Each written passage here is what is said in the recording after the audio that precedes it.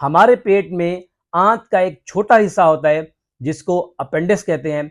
किसी वजह से अगर उसमें सूजन पैदा हो जाए तो उसको अपेंडिसाइटिस कहा जाता है। उसमें यह है कि आपको पेट में शदीद दर्द का महसूस होना, बुखार का होना, आपको उल्टी का होना और उसके साथ साथ मोशन का होना। सबसे पहले ये बात करते हैं कि अपेंडिसाइटिस होता क्यों है। अपेंडिक्स को वेस्टिजियल ऑर्गन भी कहा जाता है।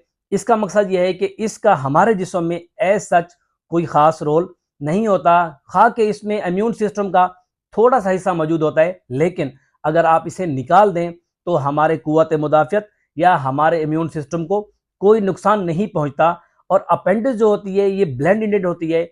मकसद ये कि एक हिस्सा इसकी आंतों के साथ जुड़ा हुआ होता है और जो दूसरा हिस्सा होता है वो बंद होता है। किसी वजह से अगर इसमें फीकल कंटेंट फंस जाए और वो सख्त या हार्ड हो जाए और उसमें